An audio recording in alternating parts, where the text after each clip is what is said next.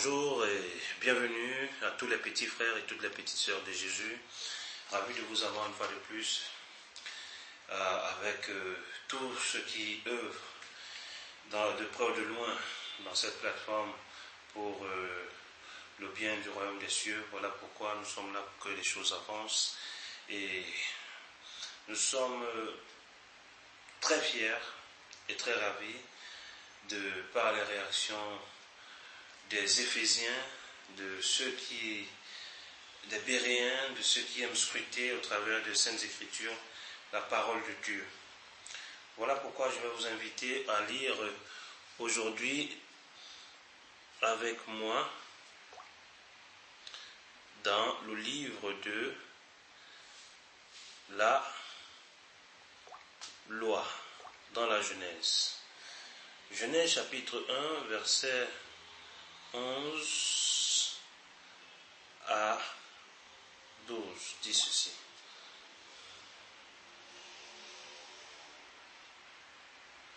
Genèse, chapitre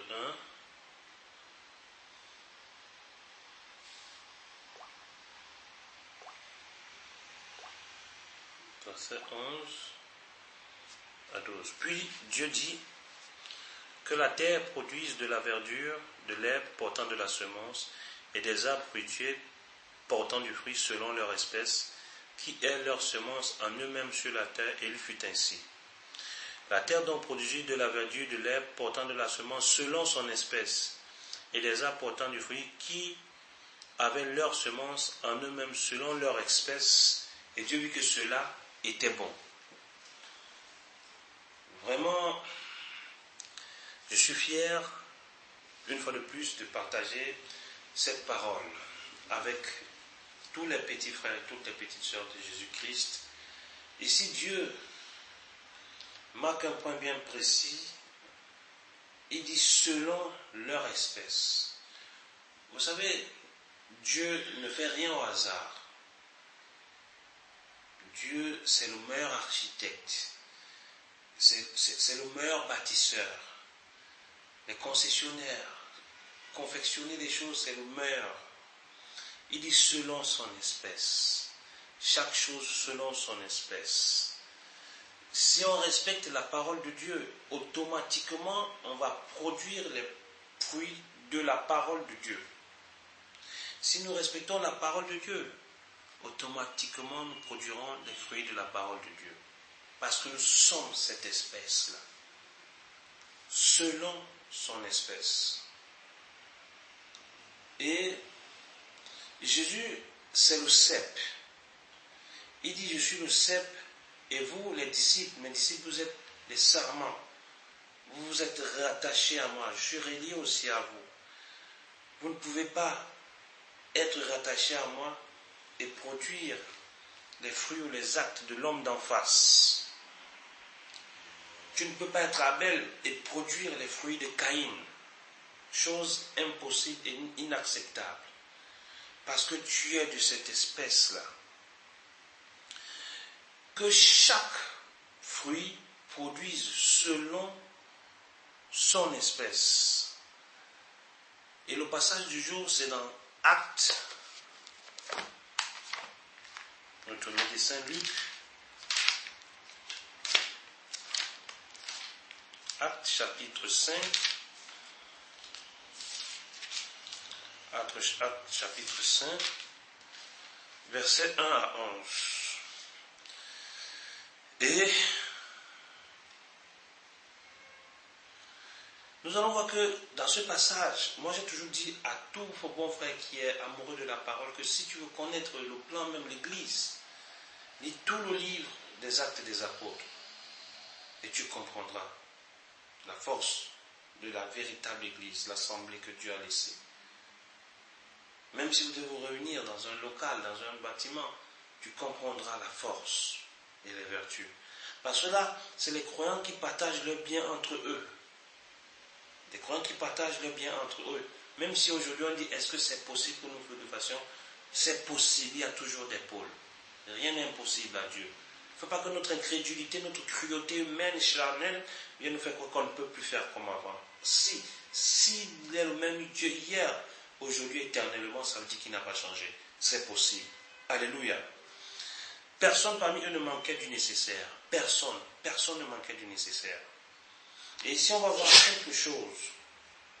On va voir quelque chose dans ce passage qui va beaucoup nous instruire. Je le sais. Du chapitre 5, verset 1 à 11. C'est l'histoire d'Ananias et Saphira. Mais un homme appelé Ananias, dont la femme se nommait Saphira, vendit d'accord avec elle un terrain qui leur appartenait. Il gardait une partie de l'argent pour lui et alla remettre le reste aux apôtres. Sa femme le savait. Alors Pierre lui dit, Ananias, pourquoi Satan a-t-il pu s'emparer de ton cœur? Tu as menti au Saint-Esprit et tu as gardé une partie de l'argent rapporté par ce terrain, avant que tu le vendes. Il était à toi, et après que tu l'as vendu, l'argent t'appartenait, n'est-ce pas? Comment donc as-tu pu décider de commettre une telle action? Ce n'est pas à des hommes que tu as menti, mais à Dieu. En entendant ces paroles, Ananias tomba et mourut, et tous ceux qui l'apprirent furent saisis d'une grande crainte. Les jeunes gens vinrent envelopper le corps, puis ils l'enveloppèrent et l'enterrèrent. Environ 3 heures plus tard, la femme d'Ananias entra sans savoir ce qui s'était passé. Pierre lui demanda, « Dis-moi, avez-vous vendu votre terrain pour telle somme ?» Et elle répondit, « Oui, pour cette somme-là. » Alors Pierre lui dit, « Comment donc avez-vous pu décider ensemble de défier l'Esprit du Seigneur? Écoute, ceux qui ont enterré ton mari sont déjà à la porte et ils vont t'emporter toi aussi. » Au même instant, elle tomba aux pieds de l'apôtre et mourut. Les jeunes gens entrèrent et la trouvèrent morte. Ils l'emportèrent et l'enterrèrent auprès de son mari. Toute l'église et tous ceux qui apprirent ces faits furent saisis d'une grande crainte. Oui, les actes du Saint-Esprit sont en action dans l'église. Oui, dans l'église primitive, on voyait un enseignement que nous devons bien écouter aujourd'hui. Ici, frères, combien s'infiltrent de faux frères, de faux serviteurs, de faux croyants, des francs-maçons illuminés qui viennent s'asseoir dans les assemblées et se moquent des soi-disant frères, des soi-disant serviteurs. Ici, on voyait la puissance de l'église en action, du Saint-Esprit en action dans l'église du Seigneur.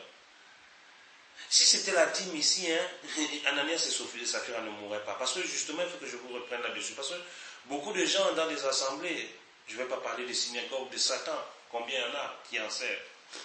Suivez mon regard. Moi, je ne suis pas là pour ça, en tant que tel. C'est vrai que je suis là pour ça, mais ce n'est pas, la priorité n'est pas là. La priorité, c'est qu'on comprenne au fond de l'enseignement. Et là, la vérité, c'est que Pierre avait le discernement. Il pouvait savoir. Il était connecté. Le messager étaient compatibles. Il se faisait un. Ici, Pierre voit. Il dit non. Mais ce n'est pas aux hommes que tu as menti. Tu as menti au Saint-Esprit. Et sur ce coup, il tombe, il meurt. Aujourd'hui, les gens viennent, ils se moquent des serviteurs vers eux. Ils viennent, ils leur donnent même un argent trafiqué. Et on prend, on bénit, on dit c'est Dieu qui bénit. Mais ici, il y a ceux qui utilisent ces passages dans des synagogues de Satan, comme je dis, parce que c'est biblique, c'est écrit. C'est écrit dans l'Apocalypse, ce ne sont pas des synagogues de Satan, où des gens rentrent dans des assemblées et vous incitent à donner, à vous faire peur avec ce passage. Non, il y a un enseignement dans ce passage. C'est qu'ici, Pierre, j'ai dit, on commence à la Genèse, il dit que chaque fruit produit selon son espèce.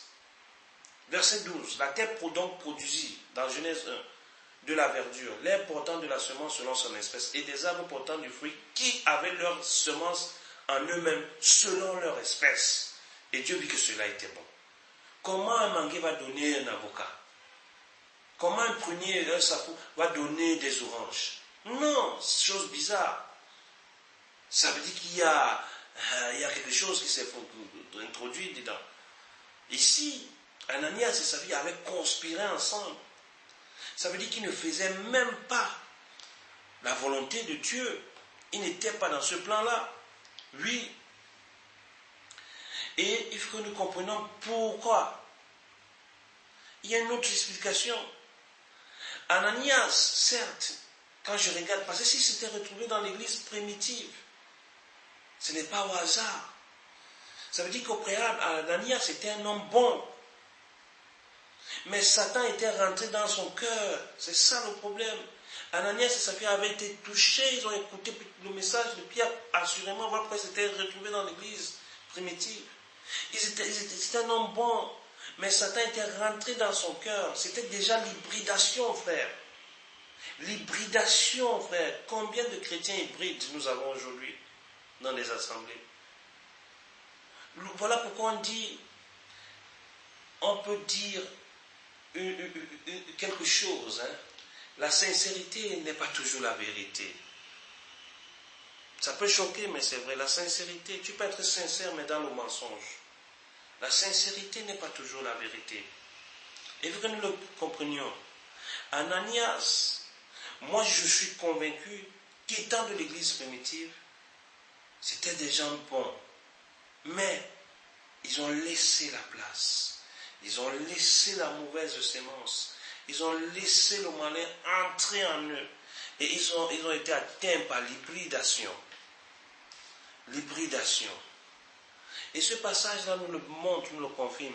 Et le secret, c'est que Ananias et Saphira, ils sont morts parce que ce qu'ils faisaient, c'était pour eux-mêmes. Ananias et Saphira, ils vivaient Deutéronome 23. Deutéronome 23. Nous allons le voir.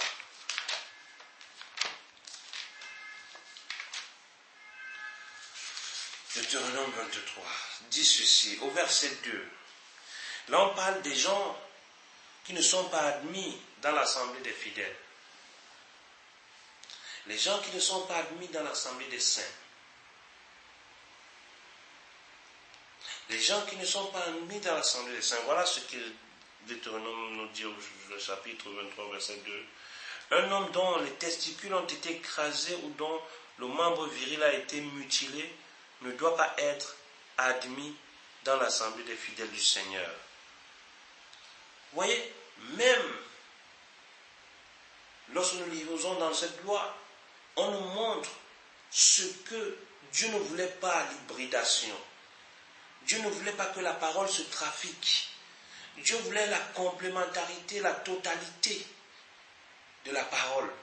Il ne voulait pas une parole hybride. L'hybridation, l'hérésie était déjà là. L'apostasie devait enflammer toute l'église primitive. Mais Dieu ne le voulait pas. Voilà pourquoi du premier clic, il a frappé.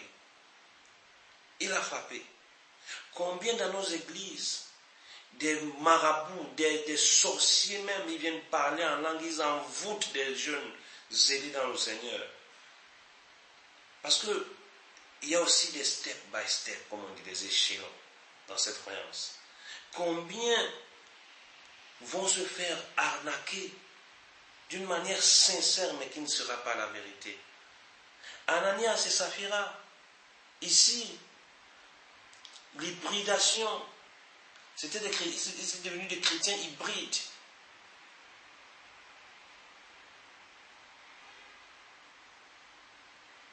Et celui qui devient chrétien hybride, c'est celui qui ne vit pas la vie de Jésus. C'est celui qui ne vit pas la vie de Dieu. Et lorsqu'ils se sont laissés distraire, ils se sont laissés corrompre par le malin, assurément, ils ont gardé une petite partie pour eux. Mais Dieu ne voulait pas ça. Voilà pourquoi Dieu, on doit vous apprendre le comment donner et le pourquoi donner. Parce que beaucoup croient peut-être bien donner, mais pourtant ils donnent mal. Il peut dire ça dans les épîtres de Jacques, genre de Pierre. Il dit, vous donnez, vous ne recevez pas. Vous demandez, vous ne recevez pas parce que vous demandez mal. Ici, Ils vous ont voulu donner, mais ils ont mal donné. L'hérésie était déjà là. L'hybridation était déjà là. Ils étaient déjà enflammés par le malin. Et sa femme conspire avec son mari. Son mari va dire une parole. Ça dit qu'au préalable, ils étaient déjà enchaînés dans le malin. Oui, c'est bien ça. Et Pierre va dire, l'apôtre, mais comment vous êtes arrangé à jouer avec le nom de Yahweh, à jouer avec l'esprit de Yahweh, de notre Seigneur? Et on a constaté la fatalité qui a suivi. Ananias et Saphira, certes, on les retrouve aujourd'hui aussi beaucoup dans les assemblées, où on vient par on croit par des émotions. Comment peut-on croire en 2012 et perdre le salut en 2016 ou en 2014? Pourquoi? Ça veut dire qu'au préalable, on n'avait pas cru. Ça veut dire qu'au préalable, on n'avait pas renouvelé sa vie. Ça veut dire qu'au préalable, on ne s'était pas véritablement engagé. Voilà pourquoi dans les épîtres du frère Paul, il va dire, voilà ceux-là, Hyménée, Alexandre, ils m'ont abandonné à cause de l'amour de ce monde présent. Combien ont du cœur dans le matériel. Ils se conforment à ce siècle parce qu'ils veulent gagner quelque chose. Des beautés éphémères comme Ananias et Saphira.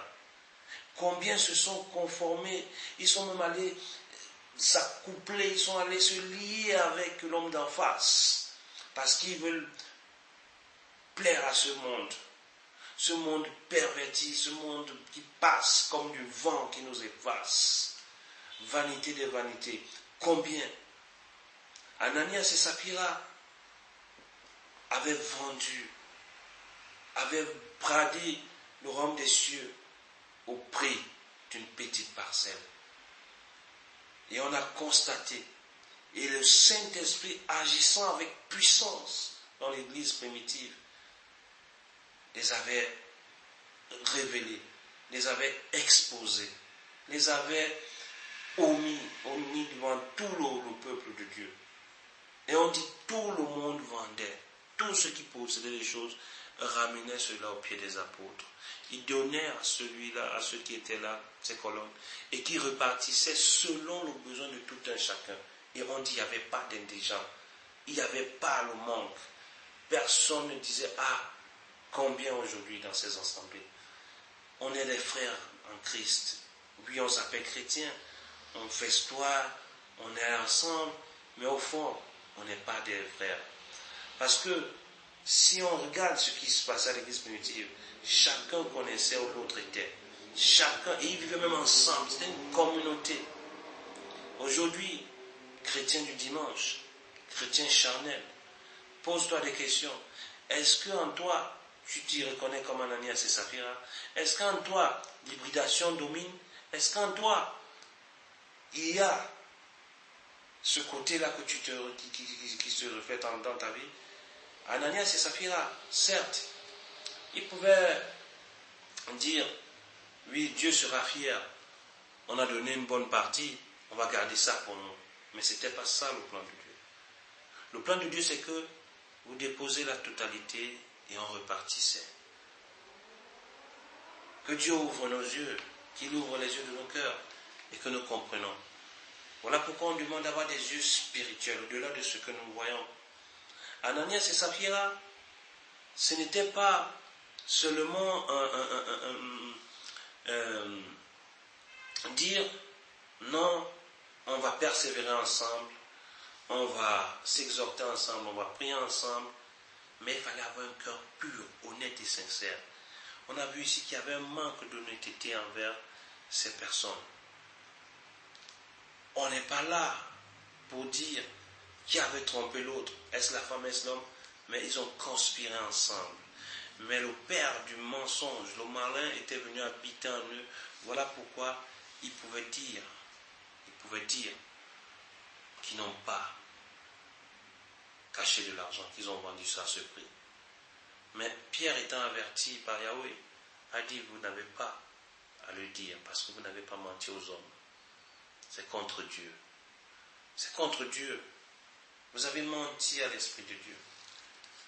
Et l'Esprit a dit expressément aussi à Pierre que ces gens-ci, ils sont en train de mentir. Et ils sont en train de blasphémer. Ils blasphèment contre le Saint-Esprit. Tu prends les attributs de Dieu, tu donnes au diable. Et tu te dis, tu seras à l'aise? Non, je ne crois pas. Ananias et Saphira ici ont fait du blasphème. Parce qu'ils ont minimisé ce qu'ils ont reçu de Dieu. Étant devenus hybrides dans leur foi, ils n'étaient plus selon l'espèce. Cette semence-là était quittée en eux. Ils ne pouvaient plus produire les fruits de la parole de vérité qui est en eux. Parce qu'ils avaient été corrompus. Ils avaient été habités par un autre esprit qui ne venait pas du Seigneur, qui ne venait pas de Yahweh. Ils étaient habités par un autre esprit qui venait d'un chemin qu'on appelle le chemin de la corruption. Et ici, Pierre va dire, non. Ceux qui ont enterré, qui ont enseveli ton mari vont aussi t'emporter. Voilà. Et la parole, elle est là, elle agit. Et sans détail, on a vu la fin d'Ananias et Saphira. Vraiment, que Dieu dans sa compassion soit un Dieu de justice, soit un Dieu d'équité, soit un Dieu de paix, soit un Dieu d'amour. Mais l'amour de Dieu aussi nous implique ses sanctions. Lorsque nous allons en dehors de sa volonté. Lorsqu'il a planifié les choses que nous voulons les déplacer, il dit, tu ne déplaceras pas la borne que lui l'a placée. Parce que c'est lui qui place les bornes. Voilà pourquoi nous devons rester attentifs. Voilà pourquoi nous devons rester toujours très vigilants face à cette parole. Et savoir si on est en train de la comprendre dans la vérité. Parce que Ananias et Saphira n'avaient pas prévu ce scénario macabre que nous constatons aujourd'hui. Ce scénario où ils se disaient, assurément, Dieu sera même fier qu'on a vendu le terrain à tel prix et on lui a donné tel prix. Mais ils avaient oublié qu'il ne fallait pas le faire. Ça, c'était déjà l'hybridation. Il ne fallait pas le faire. Il fallait venir déposer la totalité comme tout le monde le faisait. Et Dieu bénissait toujours. On dit qu'il augmentait le nombre de ceux qui avaient cru dans son église. Il n'avait pas besoin de cela. Il n'avait pas besoin de venir parfumer, de venir enjoliver là où lui, il a déjà travaillé. Ananias et Saphira, c'est ce passage-là qui ne nous dit pas seulement donnez, sinon vous allez être maudits comme Ananias et Saphira. Donnez, payez-vous. Non. C'est cet enseignement-là qu'il fallait comprendre. Ici, Ananias et Saphira ne pensaient qu'à eux. Ils avaient oublié la priorité du royaume des cieux. Parce que l'union fait la force, c'est donc commun accord. Mais selon le plan de Dieu, bien sûr. Parce que ceux-là aussi avaient commencé à construire une tour qui n'était pas selon le plan de Dieu. Et Dieu lui-même a dit, si moi-même je ne descends pas pour confondre leur langage, il va accomplir le ce pourquoi. Vous savez, la foi même du diable, elle est très forte. Vous allez voir que ceux qui font acte de foi, ce n'est pas souvent les enfants de Dieu. Les enfants de Dieu, c'est souvent de gros poltrons. Mais vous allez voir que l'émissaire d'en face, ils ont des ouvriers très perspicaces. Vous avez vu un peu cette histoire d'Ananias et Saphira, comment lorsque l'hybridation entre eux, ils sont devenus très efficaces dans le mensonge. Ils pouvaient dire oui, c'est ça, oui, mais il y avait au travers de l'homme de Pierre qui pouvait dire non, ce n'est pas ça. Vous avez menti à Dieu. Vous avez menti au Saint-Esprit. Vous avez menti devant la face du Seigneur. Que Dieu nous donne la grâce, que Dieu nous donne sa paix, qu'il nous accorde beaucoup de temps pour que nous, petits frères de Jésus, partageons toujours cette parole avec vous. Et que, durant tous ces mois, nous sommes toujours devant sa présence. Et durant toute notre marche sur terre, que nous sommes toujours là. Et qu'il nous donne la force et la foi de résister aux entre vents et marées. De résister parce que, lui, les hommes, l'homme d'en face et ses émissaires, ils se lèvent. Mais lorsqu'ils se lèvent, nous aussi nous nous lèvons. Et nous sonnons très fort la trompette pour que nous ne soyons pas affectés. Mais une chose est sûre, c'est que nous sommes plus que vainqueurs. Nous sommes plus que vainqueurs dans le nom du Seigneur. Nous sommes plus que vainqueurs dans la paix du Christ. Nous sommes plus que vainqueurs. Que Dieu nous garde, que Dieu nous donne sa grâce, que Dieu nous donne sa paix. Et qu'il nous donne encore des temps de partage, des temps d'édification, d'exhortation, d'encouragement. Et que nous soyons toujours prêts. Non seulement prêts, mais que nous soyons fanatiques, amoureux de sa parole. Et que nous la gardions. Non seulement que nous la pratiquions, mais que nous la gardions. Parce que c'est en la gardant que nous allons mieux la pratiquer. Que Dieu comble son Église, qui s'est choisi lui-même par son sang. Qu'Elohim, qu'Adonai, que Yahweh soit glorifié. Amen. Portez-vous bien dans la paix du Seigneur. Que Dieu soit loué. Amen.